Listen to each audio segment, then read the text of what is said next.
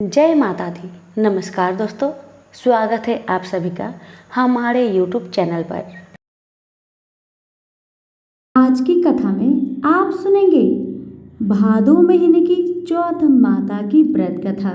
चौथ माता की कृपा आप पर, आपके परिवार पर, हम सब पर सदा बनी रहे।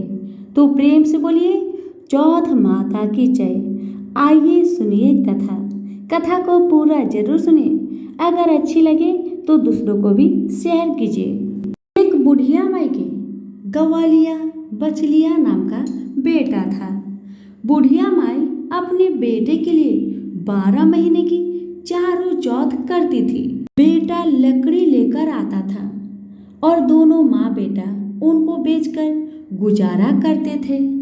बुढ़िया माई रोजाना लकड़ी में से 2 लकड़ी रख लेती थी और चौथ के दिन बेटे से छुपकर बेचकर सामान लाती थी और 5 पुआ बनाती थी।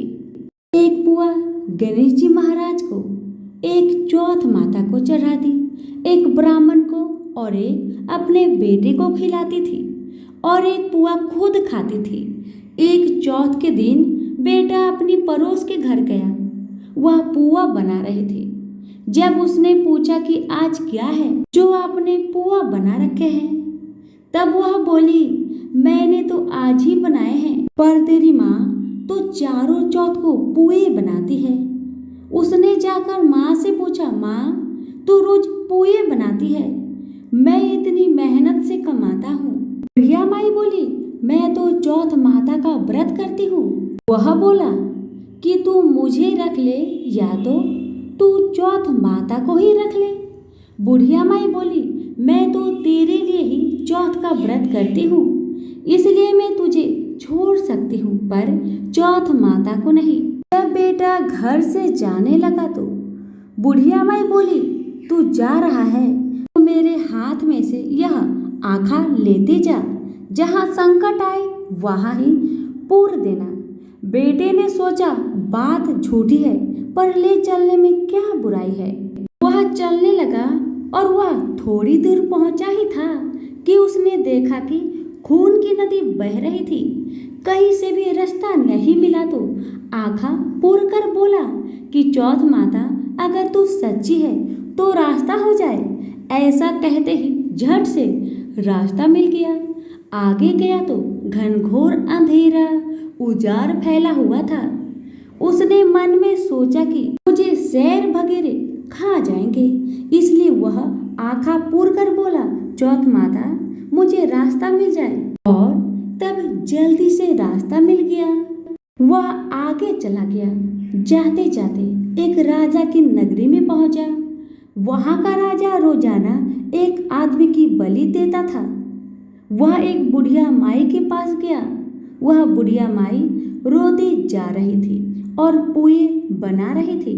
लड़के ने बुढ़िया माई से पूछा कि बुढ़िया माई क्यों रो रही हो?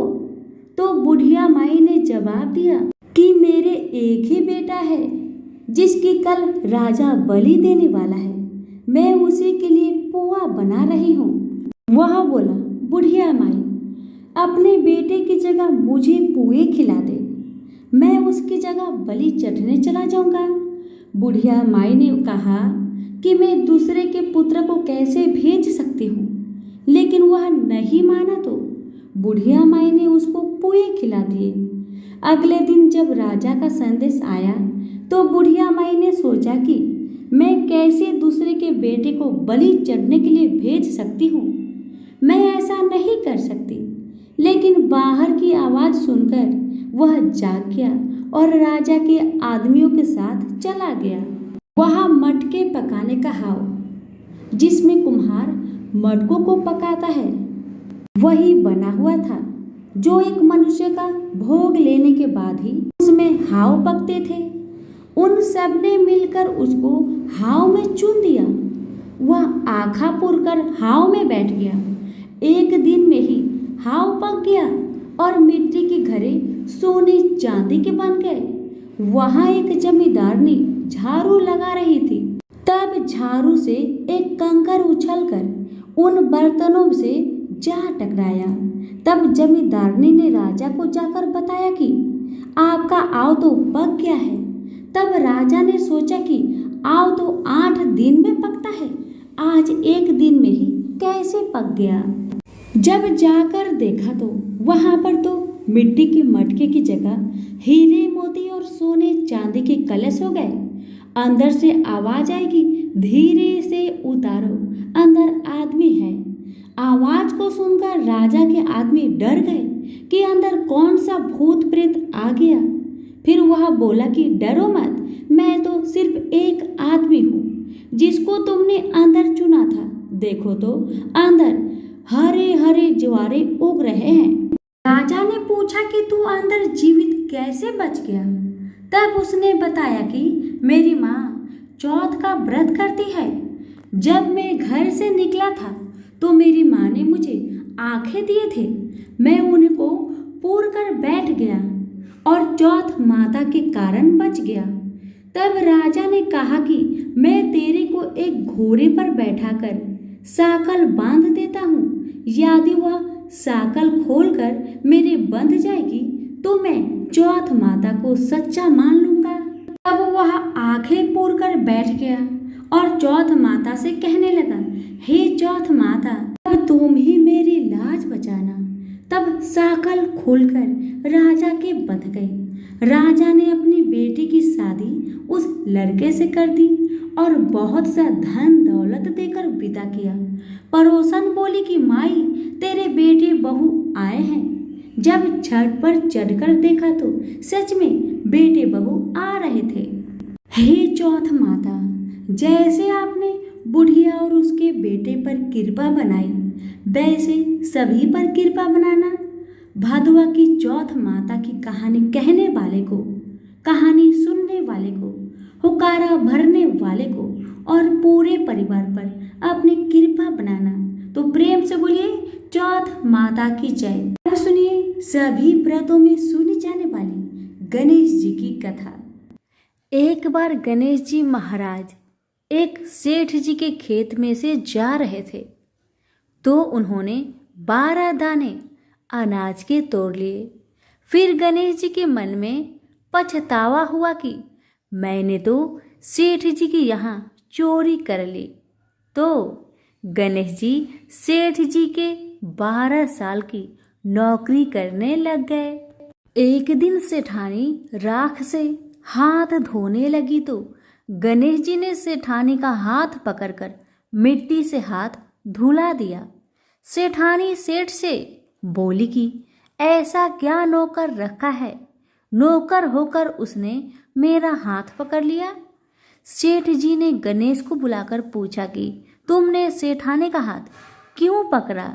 तो गणेश जी ने बोला कि मैंने तो एक सीख की बात बताई है।